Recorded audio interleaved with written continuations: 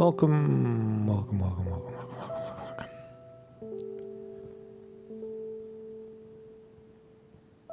Welcome to the program. My name is Marcus Conte. Good morning. Good morning in America.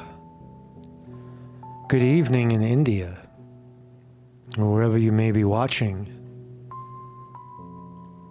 Vivek Ramaswamy. Vivek Ramaswamy for president. Can it happen? Vivek. President Ramaswamy running in the Republican Party against Trump. Very, very interesting young man. Rather interesting young man in his 30s. Looking pretty good. Looking pretty good. We're going to take a look at him. We're going to take a look. Rama. Harry Rama. Good morning, everybody. Welcome to the program. My name is Marcus Conte reporting. How are you? So we're gearing up for the big presidential election in 2 years. And we're getting ready already because we got nothing else to get ready for. Most people in America, if you're not from here, if you're not here right now, most people are sleeping regarding the election. Yeah, they don't even want to talk about it. You know, you go into a doctor's office. I went into a doctor's office the other day, and it turns out that they're not even playing fucking politics anymore on TV. No more CNN.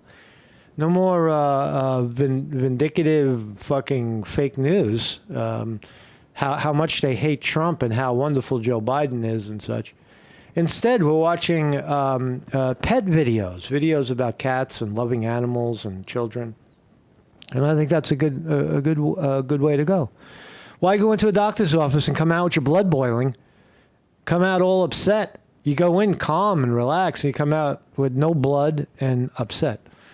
So we are in a, hopefully that's a turning point. But those people will come back. The angry people, don't kid yourself. When the election rolls around, they'll come back. They come back with a vengeance. And suddenly they are all-knowing. People that vote in elections in America. They don't pay attention during the off-season, if you will. How is the current president doing? In comparison to the old president or the guy who wants to be the president. So there's this new guy. We gave RFK some attention. We've given Ron DeSantis plenty of attention. And now we're going to give Vivek Ramaswamy. Can America, look, America was able to get around Barack Obama. Nobody thought that a guy named Barack Obama could become president of the United States. You have to be a John or a Joe or a Jane. All right. So can a Vivek Ramaswamy? You got to say it a couple of times. I got to be honest. If you're American and you don't hear those types of names often, it's hard to make it stick. That's the first part. But he's young, he's energetic, he's as you're going to see, we're going to play the video. By the end of this, if you're watching the show, you're going to know who Vivek Ramaswamy is. Regardless of my opinion of him, you're going to hear him, see him, and know who he is. He's already been on Tucker Carlson.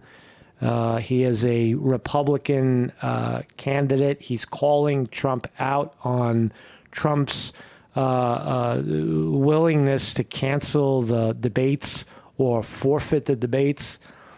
Trump becoming the old politician, a new guy, 36 years old, young, aggressive, very, very smart, very, very articulate. In my opinion, placing his finger on a certain pulse that you're going to hear about, a certain understanding about what's happening in America, wokeism, the racial identity politics, where the amount of melanin in your skin is more important than how much understanding of a topic, for example, that you have. Right? Skin color or fucking whatever else, say what hangs or lack of hanging, down below, is also very, very important to a lot of woke people. But what we're trying, what President Rama is saying is, let's go back to meritism, where we hold people we hold people up to the amount of merit that they deserve through their own efforts. Right? I like that.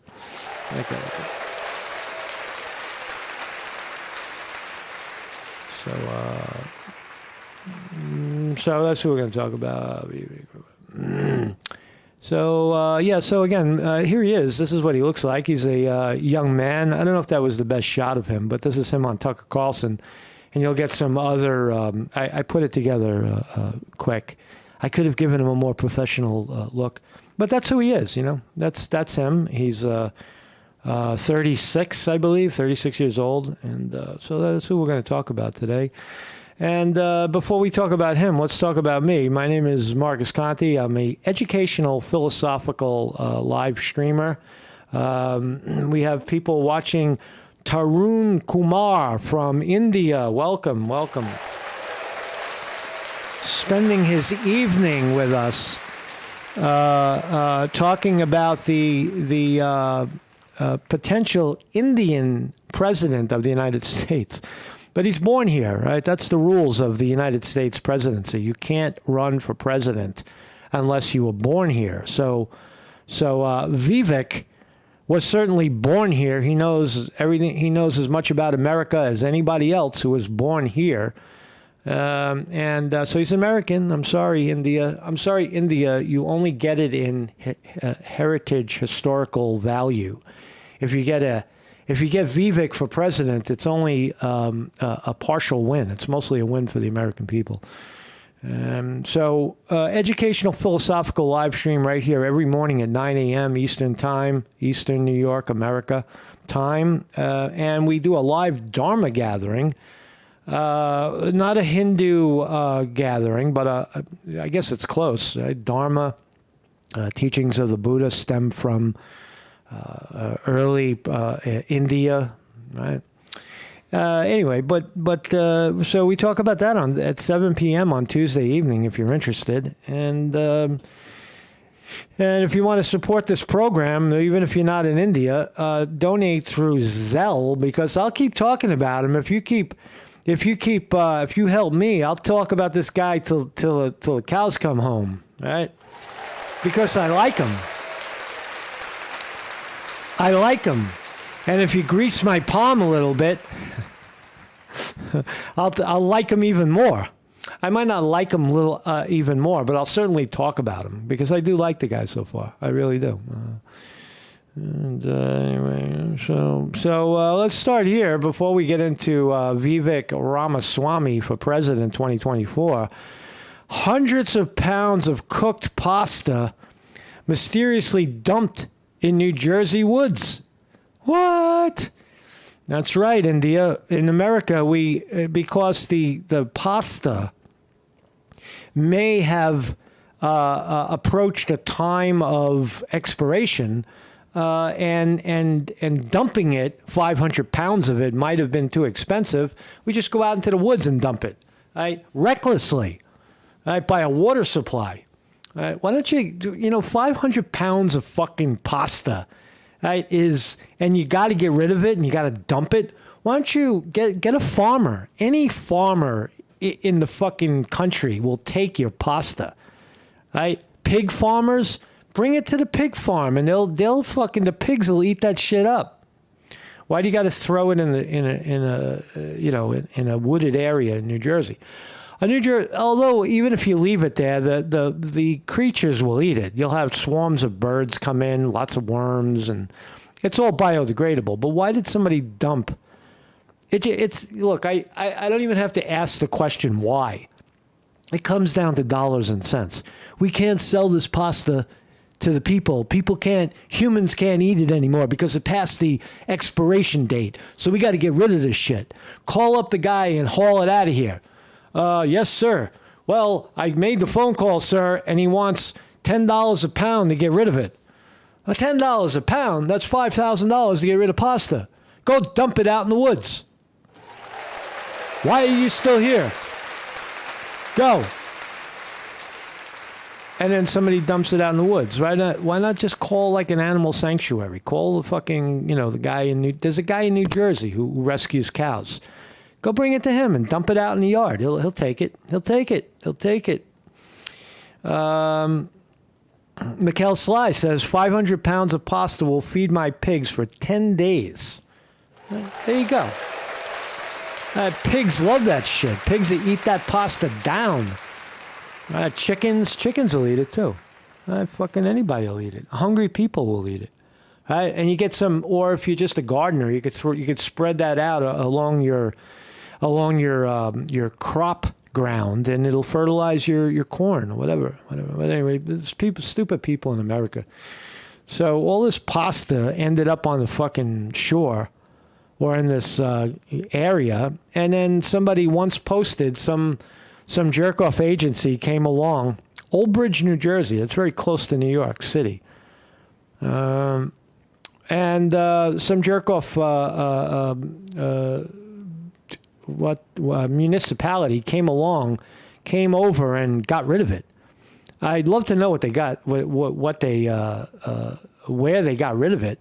Yeah, the Public Works Township of fucking Bridge, whatever, came and got it. They said, oh, the pH levels of the water is going to be affected. We got to get rid of the pasta.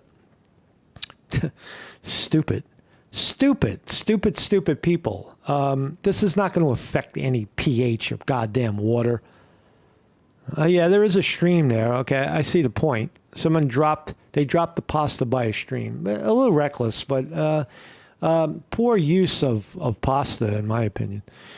So I've been talking quite a bit about health and well-being on this channel because I think it's important. I think that if people can crack their own discontent in their own mind and in their own life, they would be less discontent with others, I think.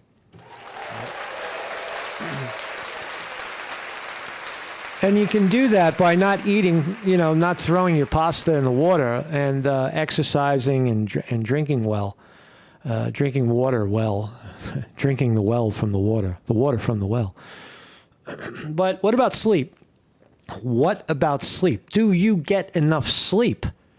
Experts reveal surprising insomnia causes, right? Insomnia being inability to sleep, and how to get more sleep. More sleep. Look at this number. An estimated 50 to 70 million Americans have undergone sleep disorders. According to the National Heart, Lung, and Blood Institute. 50 to 70 million people in America. That's a big chunk of people, man. That's like 1 in 6. 1 in 6 Americans, I would say 1 in 6 adults, because you're not going to get any response from little kids and people, young people. I don't think. So that's a lot of people losing sleep. Lots of sleep lost. Sleep deprivation can be harmful to your health, says a bunch of jerk-off doctors at a school somewhere. So what causes it? What are the biggest problems? I can't fall asleep is the number one problem. What do you do when it's time to sleep, isn't it? Why are you trying to sleep if it's not time to sleep? Isn't this what is your Betty by time? And, right, you have a Betty by time. I'm going to bed now. I'm sleepy. I'm going to sleep. Are you tired? Well, that's number one, right? So we've all experienced it. You have, the day's activities rushing through your head. Something someone said, some plan for the future, some activity in the past. It whirls, right? It's whirling around in the head. And, so what do you do about it? What do you do about it? These guys, humans have a very basic system in the brain and regulates sleep and blah, blah, blah, blah. What are you going to do about it? We have to be in a state of relaxation. There you go. What I wanted to say about this, I just want to point out the main problems. I can't fall asleep. I wake up too early or in the middle of the night, and I'm getting 8 hours of sleep, but I'm still exhausted. I have jet lag. Jet lag is another one. So what do you do about these things? Jet lag is probably the most difficult one because you don't really sign up for that one.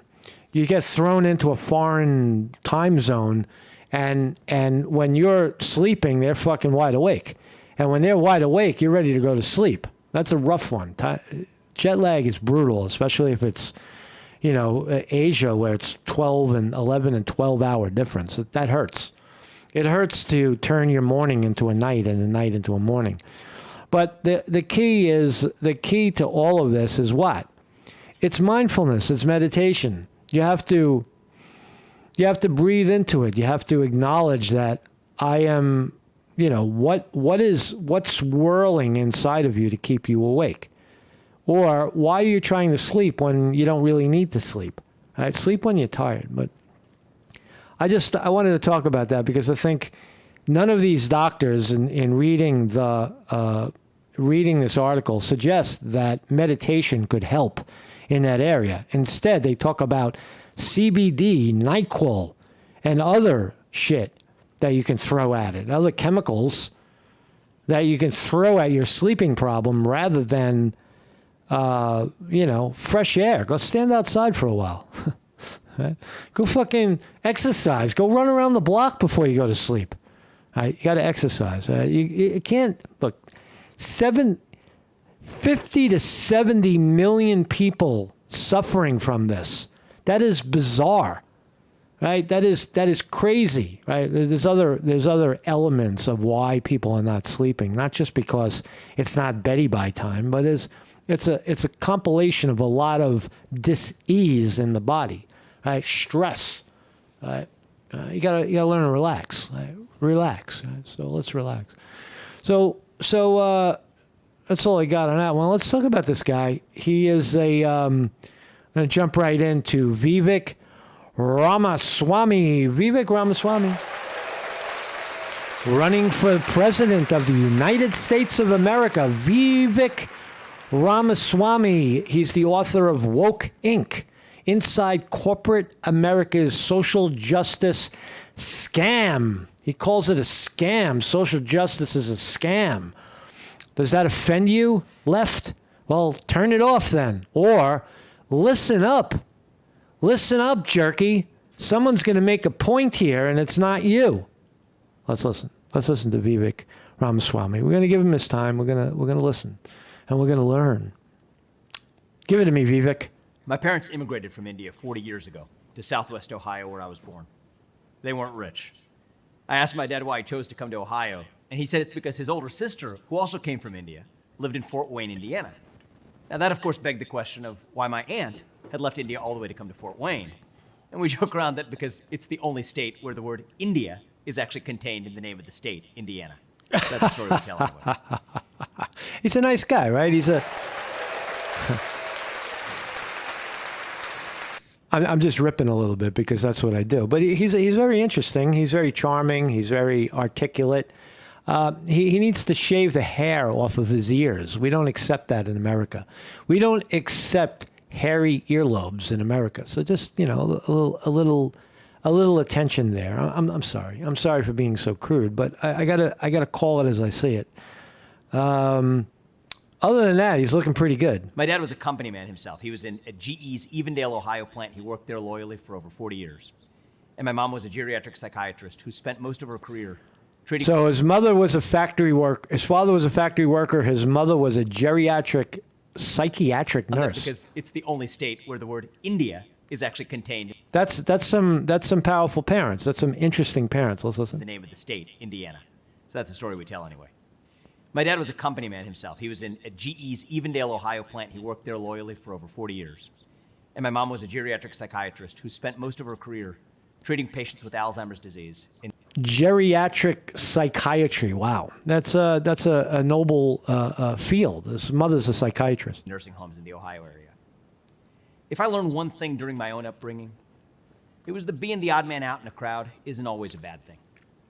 I went to a pretty rough public school through 8th grade, where it wasn't particularly abnormal for a kid to show up to school with a knife.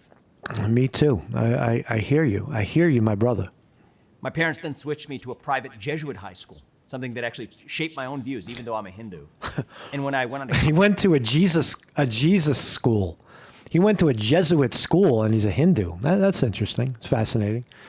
It shows that he's open-minded so far. College, and I graduated from Harvard in 2007 in biology. I ended up becoming a biotech investor rather than an academic scientist. I went to law school along the way. He was a fucking bio guy and a lawyer, right? All at 36 years old. Right? Impressive. Guy's moving along. Yale. I had an itch to study law and Yale. He's a Yale graduate. Political philosophy, but I decided to keep my job at the fund where I worked. And after I finished law school in 2013, this guy better be telling the truth, because we will throw him under the bus if it turns out he's not from India. He didn't go to Yale, and and he's just another lying politician. But I trust him. I believe him. I believe that Vivek is telling the truth thus far. I had a new itch. I had an itch to build something rather than just be a passive investor in biotech. Mm-hmm. So I left my job to start a biotech company. All right. I started by developing a drug for Alzheimer's disease, a passion that I'd actually picked up from my mother. But ultimately, that drug failed. It was the first drug we developed. That failure hurt, and it chastened me. But it also taught me that hardship isn't the same thing as victimhood. And eventually, the company thankfully went on to develop important medicines for other diseases that helped a lot of patients in the end, one of which was a drug for prostate cancer. I led the company for 7 years until I stepped down as CEO this January, because I felt even more compelled. He made quite a pile of money, too, doing it. So he's a biotech entrepreneur, young guy. He started a drug company, whatever, and sold it out, and now he's running for president. So an interesting man at this age. To help treat a different kind of cancer. It's one that affects the heart of our country. He's talking about wokeism as a cancer, as a disease. Wow. Listen again. Listen to how he phrased that. January. Because I felt even more compelled to help treat a different kind of cancer. A different kind of cancer. Wokeism is a different kind of cancer. You got to love this guy, man. Right? He's fucking speaking the truth. Give it to me, Vivek. Tell it to me, Vivek. Give it to me. It's one that affects the heart of our country. Mm-hmm. It's not a biological cancer. It's a cultural one. Yeah. And given the reality of the world that we live in, I wasn't really free to speak about it as the CEO of a high-profile company. Right. So I had to step down so that I could talk about it not as a CEO, but as a citizen. That new disease, that new infection, is spreading across our country like wildfire. Mm-hmm. It is one that even the best of science is not going to cure. And that new disease is called woke culture. It's the new secular... Wow. Wow. Holy shit. That's the way you do it, man. That's the way you do it, man. You call them out. You fucking call them out and say, your wokeism is a disease, you know. You have a disease. As a medical professional saying it, right? It's not some jerk off with no teeth on YouTube saying it. This is the biotech genius and presidential candidate saying that your wokeism is a goddamn disease. Secular religion in America. And its belief system centers on the idea that your identity is based on your race, your gender, and your sexual orientation, full stop. Yep. It posits that America is a systemically racist country, and that if you're black, you're inherently disadvantaged, and that if you're white, you're inherently privileged, no matter how much money you have, no matter what your upbringing was. Yep. Your race and gender govern who you are and what thoughts you're allowed to have. That's it. Is that true? Is that true what he's saying? You bet your ass it's true. Right? What presidential candidate thus far has said that? I know RFK is all about, corporatism and we got to go after the big banks, but you got to get the root of the problem is that is what he's saying. This notion of wokeism, me against you, and it's all based on race, is really, really wreaking havoc in many aspects of American culture right now. It's a bizarre, racist, ideology, racist vision of a world, a racist vision of America. Right? So he's putting his finger on it. I like that. Congresswoman Ayanna Pressley summed it up pretty neatly last year, actually, when she unapologetically declared, "We don't need any more black faces that don't want to be a black voice. Yeah. We don't need any more brown faces that don't want to be a brown voice," end quote. Quote, that's brilliant, because you're either with us or you're against us. Mikhail Salai says this guy is like Tim Pool. If Tim Pool was Indian and a politician, he's not saying anything new. No, he's not saying anything new. I agree. He's not saying anything new, but he's saying it quite loudly with his own money behind him, and very specifically as a presidential candidate. That's not, show me anybody who is, he's way past what Tulsi Gabbard is willing to say, or certainly fucking, Ron DeSantis, Mr. Corporatization. I'm going to get Tim Pool. that I don't fit her description of what counts as a brown voice. You are brown. Here's the clever part about how this particular virus spreads. If you disagree with any of those claims, Yes. then that actually means you're just racist and you don't know it. And the more you resist a woke claim, the more that's seen to validate it. Amen. If you say, "I'm not racist," that means you are racist. Right. If you say all lives matter, that somehow means that you believe that black lives don't matter. Exactly. If you capitalize the W in white or fail to capitalize the B in black, you're racist. And there is no greater damnation in modern America than to be labeled a racist. So between pledging fealty to this new religion and being tarred with the scarlet R, everyday Americans are choosing to bend the knee. The consequences... Why are people accusing other people of being racist? It's not necessarily because of race. It's because of stuff. Right? Because if I call you a racist and you believe it, then you get out of the way so that I can come in with my big fat black ass and get in front of you online, and I don't have to work for it. Merit? Fuck merit. I'm just going to smear you so you get out of the way. All right, so you go away so I can take your job. That is one of the real reasons. This may be existential for America. This has created a new culture of fear in our country. Fear of losing your job, fear of failing a class at school, fear of becoming a pariah in your own community. And almost every day, somebody new is sacrificed at the altar and excommunicated from civil society for saying the wrong thing. Oh, man, I'm loving this guy. I am loving this guy so far. Let's keep going. So he's getting a little press. Vivek Ramaswamy's vision is America first, even more than Trump. He wants America first even more than Trump. That's a nice picture the New York Post put up of him. I think I like that. They may have photoshopped the hair on his ears to get out of there. While Donald Trump and Ron DeSantis are busy tearing chunks out of each other, there is an unlikely sleeper candidate in the Republican Party who is quietly winning hearts and awakening hope across the country with his sunny version of America First. Vivek Ramaswamy, he's 37. I think I said he was 36.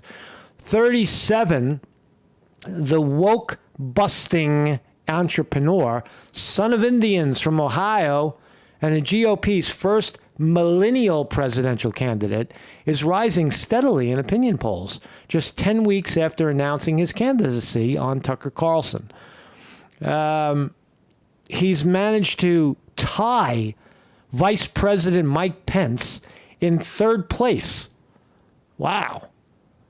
He's ahead of Nikki Haley, Chris Christie, who has no chance of winning at all, Tim Scott, who's quite popular, and Asa Hutchinson. So he's only down in the polls because nobody knows who he is. And shows like this, I'm talking about him, so maybe, some people will now know who he is, giving him a shot.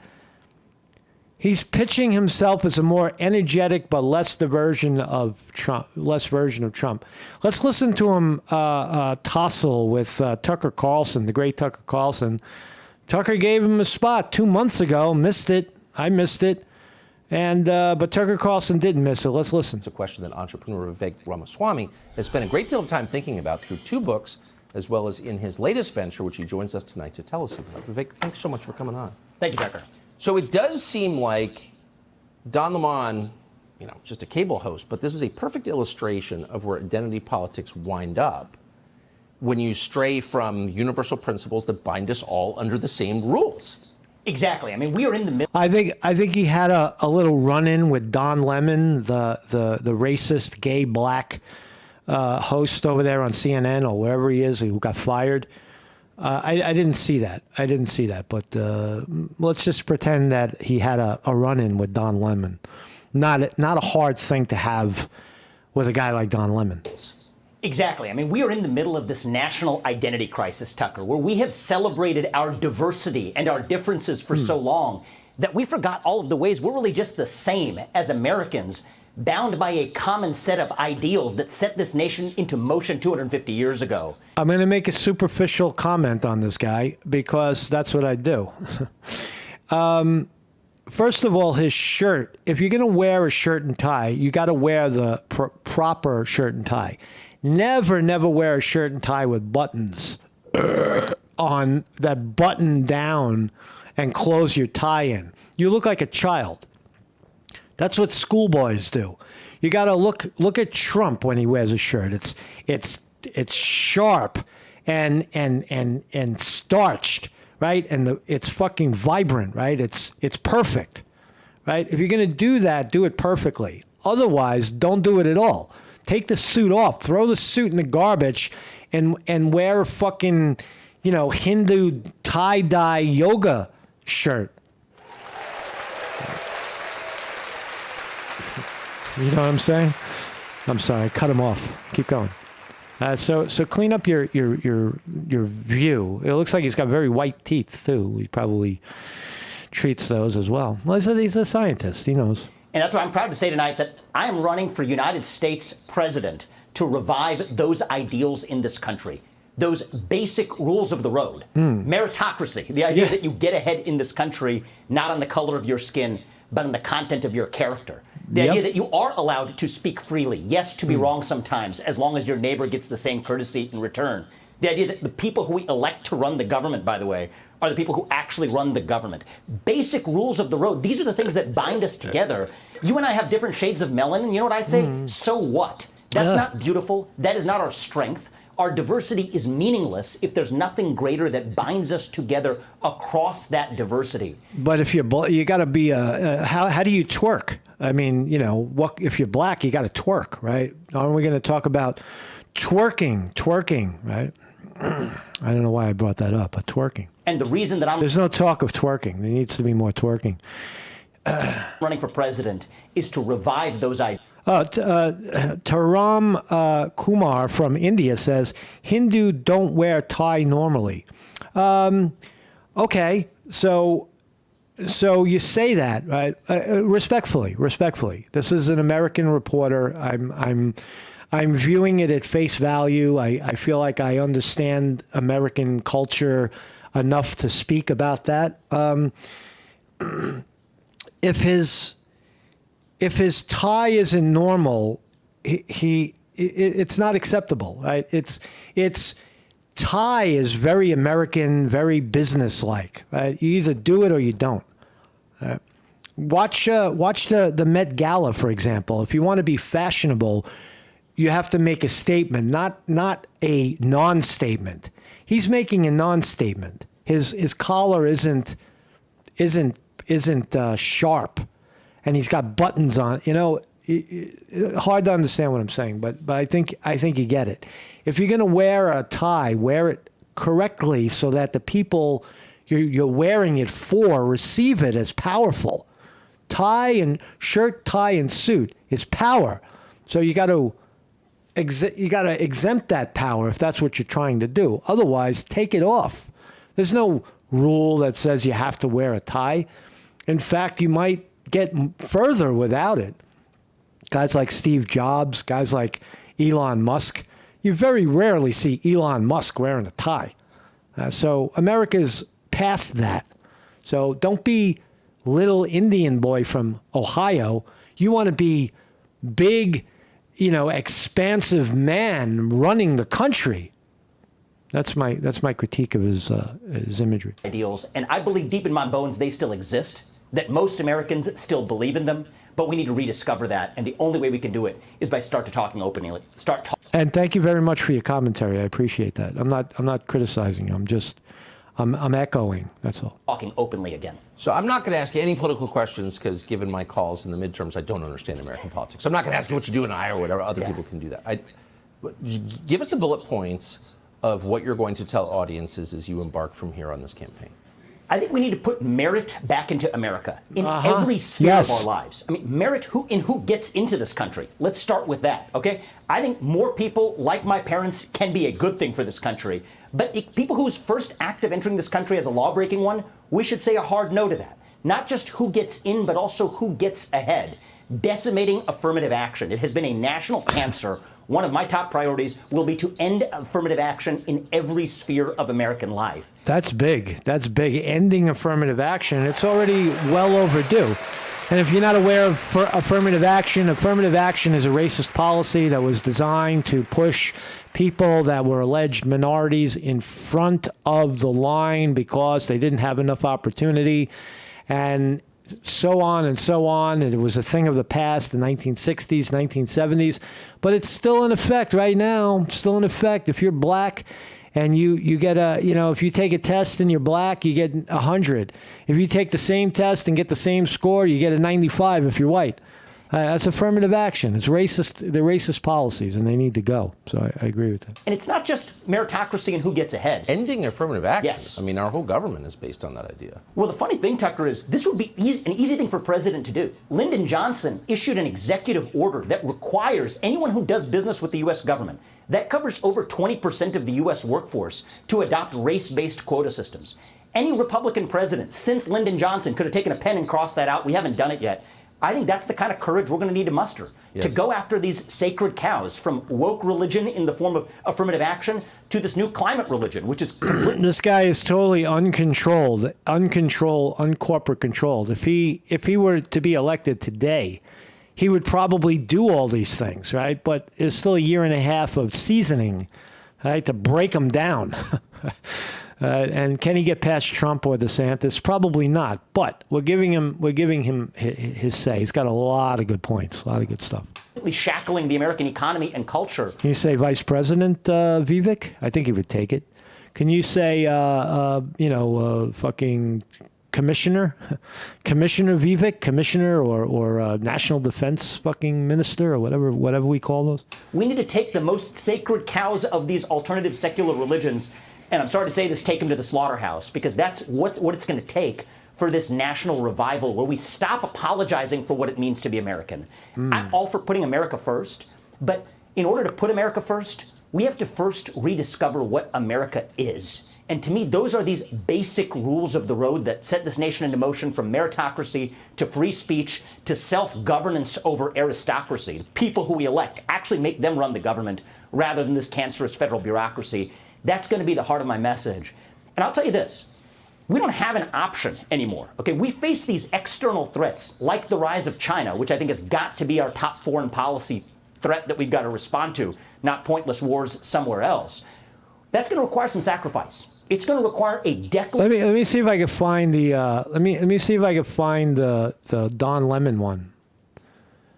Don Lemon.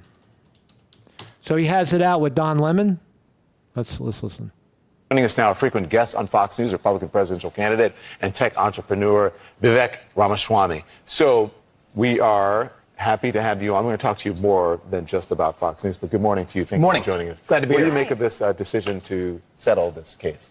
I mean, it strikes me as a cost of doing business. If you're going to be a news network, I think it's happened to CNN. I think it's happened to a lot of news networks. That has not it's a cost of doing business. It's not happened to CNN. This is never the been sued for largest- defamation. Never been actually settled. This is the largest it's definitely in large, history. and Fox appears to have the largest viewership and the market capitalization. So I'm not. He gave them the facts. They don't like facts. They don't like facts. Don't say our company gets sued. CNN never gets sued. Network. I think it's happened to CNN. I think it's happened to a lot of news networks. That has not It's a cost happened to to doing CNN. business. This has not happened to CNN. This is Never the been sued for largest- defamation. Never been actually this settled. is the Yeah, largest it's definitely in large, history. and Fox appears to have the largest viewership and the market capitalization. So I'm not familiar with the details of this case. I'm actually more interested in issues relating to this country than disputes with media companies. But I will say that it strikes me that from But you're not CNN familiar, to Fox honest. News. You're not familiar with the case. You're not familiar with the lies about the 2020 election, about the election being stolen, that Dominion was somehow, fixing the votes. I mean, that's why they 787.5 million. Don Lemon, he's such a snake. He's such a snake.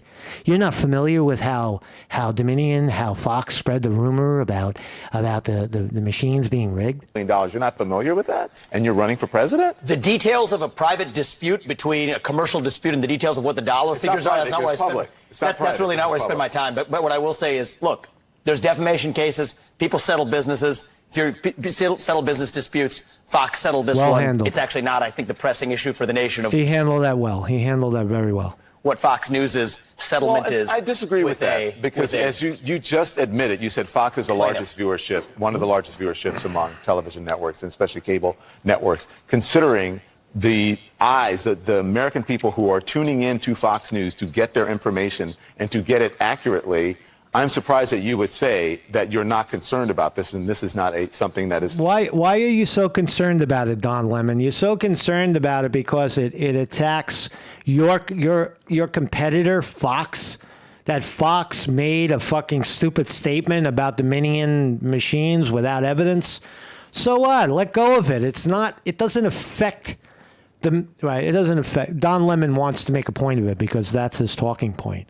And what you don't agree with my fucking. This is the combat right here. Combating morons like this. Hugely pressing for the American people. Here's the way I look at it. Freedom of the press is the First Amendment in the Constitution. Yes, it is. Oh, exactly. You nailed it. The freedom of the press. So we have CNN, we have Fox. I'm here with you guys. I go on Fox News. I think that's great that we have a marketplace of ideas in this country. What I worry more about, Don, is the trend that we see in this country to controlling what different parties are actually able to say. The American way to bad speech is more speech. And so I think this guy is very, very sharp, man. He's not a kid, man. This guy is sharp as a tack, man. I give him kudos. You going on there, fucking dealing with those guys, dealing with a guy like Don Lemon. Right? I think we need to actually embrace that culture and a more diverse marketplace of ideas. Vivek, that's something we haven't done well enough in this country. With all honesty, you're not answering the question. You're giving us platitudes about. I'm actually unsure what your question is, Don. Do you want somebody to bash Fox News on CNN? I'm not asking you to bash then I'd be happy to do that. I'm asking you to bash Fox. What is your point, Don? I'm asking you to be honest about what happened on Fox News, about the lies that were told, and them having to admit the lies and paying the largest defamation. See, Don Lemon doesn't want to talk about Vivek running for president. He wants to talk about bashing the other guy.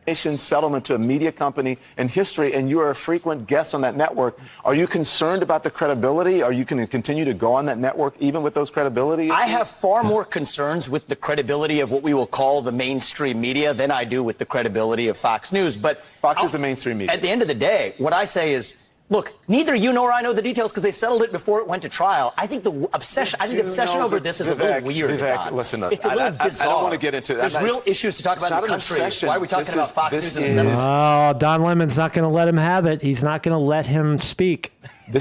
You come on my show and you speak what I want to speak about because I'm black and I'm a homo and you're a homophobe and you're a racist. A very big and important story. And I'm not going to. We have much more that we want to talk. I think we should about. But we will get there when we're ready to get there. We have you on to talk about these issues. This is a very important issue, and it should not be downplayed. This has to do with American democracy and Americans learning the truth about what happened. What a smoker this guy is. In the 2020 election. You want to know what? You don't think that's important? I hear a lot about comparing it to CNN is not this apples and oranges. It's not the same thing. Well, it's different networks. Yes, apples aren't the same as oranges. You get one view through CNN, you get a different view through Fox News. I think that's good in our marketplace of ideas is that we have media that offers diverse perspectives. And you want to talk about threats to our democracy?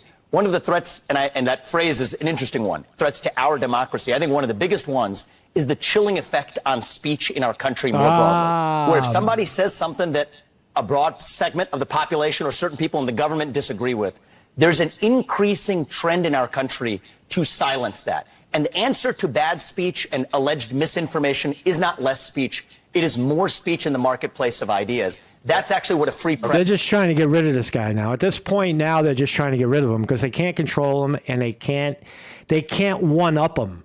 You see how fidgety they get? And they want him off the show. That's what it really means. All right, we're going to move on. But your answer was good, but it's not about what's actually happening. It's not relevant to what's happening. Yes, okay, of course, Don. You know more than everybody else. Because you're who you are, right?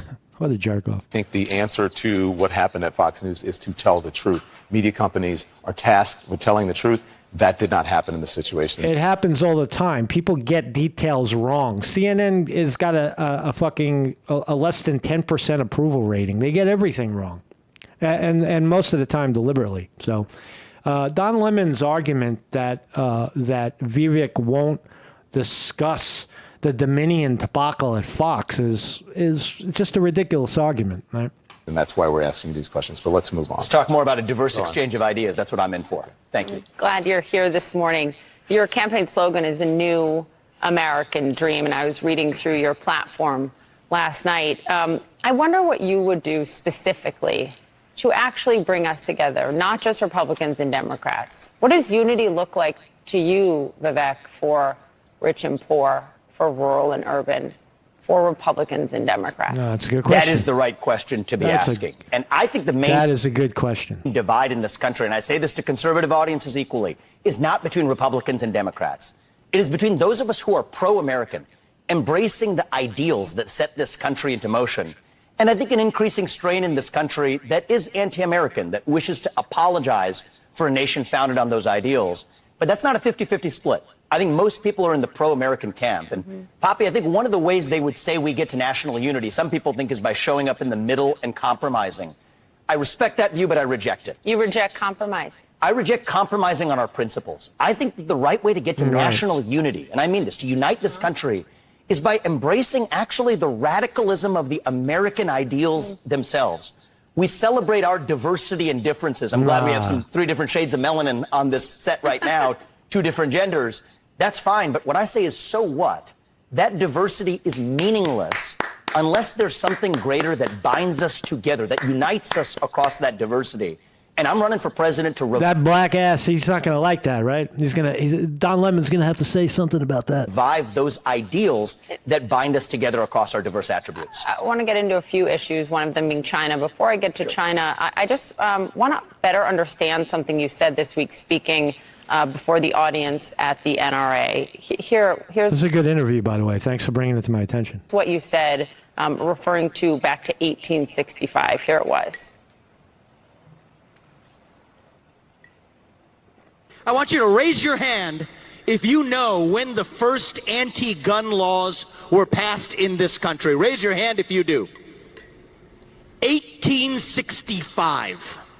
You want to know when it happened? We fought a civil war in this country to give black Americans the equal protection under the law that we failed to secure them in 1776.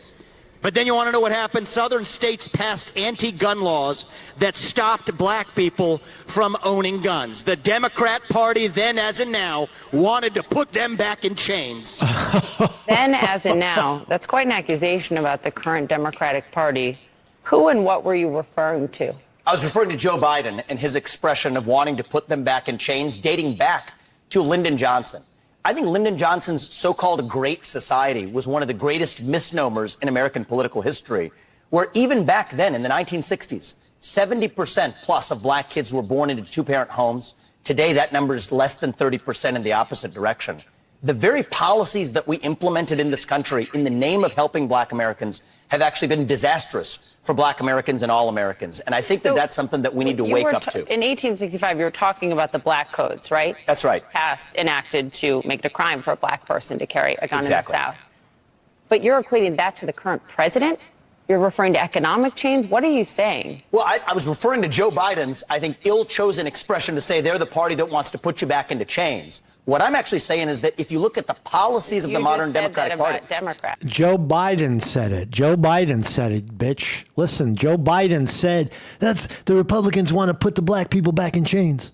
Right? He has said it. I've heard him say it. I was referring to Joe Biden's, I think, ill-chosen expression to say they're the party that wants to put you back into chains. What I'm actually saying is that if you look at the policies of the modern Democratic Party. Democrats. Absolutely. So what I'm saying is that actually it's policies like that of Lyndon Johnson and Joe Biden that are actually holding black Americans Lyndon back. Johnson's the war on poverty?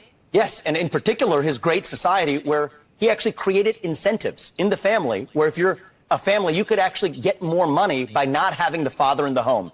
Guess what you get? You get what you pay for. And I think it's been really bad for the black community. I think it's really bad for all Americans. Do you have anything on this before I move on to China? I don't see what one has to do with the other, but go on. I took up a lot of time with Fox. Oh, it's fine. He's got Don Lemon is fucking dumbstruck at this point. We have time. I don't really see what one has to do with the other, especially and using the Civil War to talk about black Americans. That war was not fought for black people to have guns. That's not. That war was fought for black people to have freedoms in this country. Yeah. Actually, that's why the Civil War was fought. Okay. And the sad but that part wasn't about fought for black people to have guns. I think. Actually, you know, funny fact is, black people did not get to enjoy the other freedoms until their Second Amendment rights were secured. And I think that's one of the lessons that we learned. Black people still aren't allowed to enjoy the freedoms. I disagree with you on that, Don. I disagree with you. And I think you're doing a disservice to our country by failing to recognize the fact that we have equality before the law. And you live in this country, then you can disagree with me, but we're not.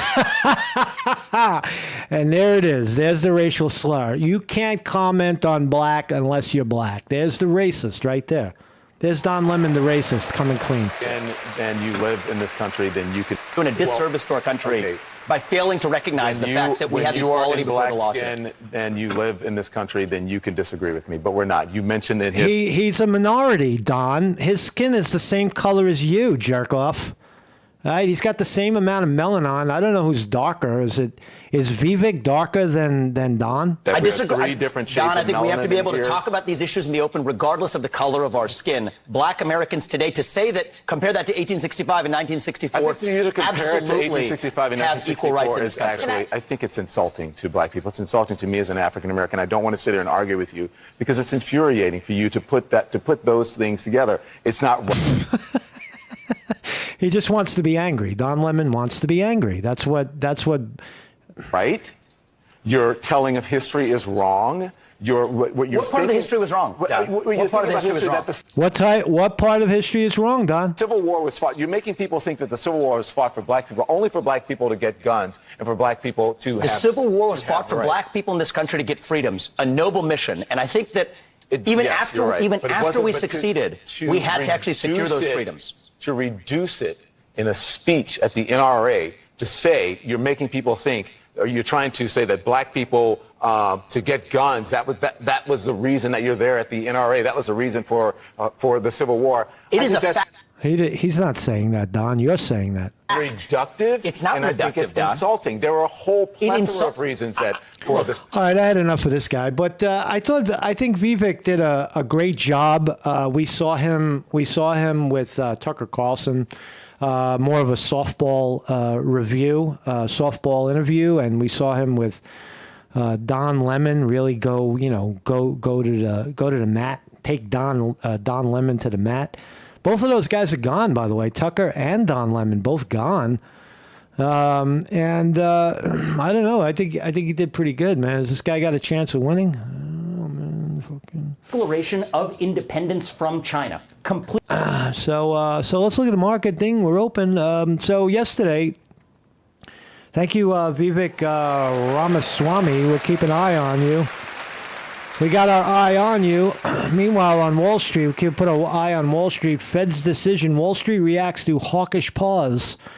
I don't know if it's a pause, but the interest rate, the Federal Reserve raised the interest rate 0.25 basis points, 25 basis points as expected on Wednesday. And that's just a fact. Let's see how the market is doing. And we opened down. It's 9:57 New York time. Dow Jones Industrial Average down 219 at the moment. NASDAQ down 48. S&P 500 down 21. So we're coming down a little bit. Not. We'd rather see it go up. Apple 165 down $1.98. Amazon up 87 cents. Google down 35 cents. Meta down a buck. Microsoft down 19 cents. And so on, so on. So we have a down day. Red. I see red. Concerns about bank stocks. I don't know what the concern is, but it's Thursday, and we'll just let it be. I don't think that the markets are not under pressure right now. If you look at the NASDAQ, for example, it's just a little blip down, and just because it's down today doesn't mean we're going down. Right? Things go down before they go up. There's the NASDAQ. You see it literally driving along the 50-day moving average, the purple line, and it's holding above. It's currently overbought at this moment. So it's in a good space right now. It's staying overbought, and it could be overbought for quite a while. No one's selling. That's the point. It's holding above the trend lines. Dow Jones, what does the Dow look like? I'll take a look at the Dow and then get out of the show. Yeah, the Dow as well. Dow, all of the indexes are above the 50-day moving averages right now. So we're still going up. So thank you all for joining me. Mark Sconti reporting on Vivek Ramaswamy. Good candidate, man. I like the guy. I like him. I don't know. If you're watching, Vivek, come on my show, man. Give kudos. Come on, man. Come on down, man. Anybody who knows Vivek, get him over here and let's talk. I'm a nice guy. I'll talk to you. I'll give you your say. I won't roll over like Don Lemon. I won't throw softballs like Tucker. Let's have a conversation. We'll talk about meditation. We'll talk about something else other than the dismal state of American politics. And can you beat Trump? So, thanks for joining me. Mark Sconti reporting. Thank you everybody for in the chat. Weevil Girl, Vinny DiMartini for the wrenches. Mikkel Slide, thank you, Mikkel, for being here. Mad Cow Mark, born annoying. Willie Diggs, Taran Kumar over there in India. Jim Gerard, and thank you very much, man.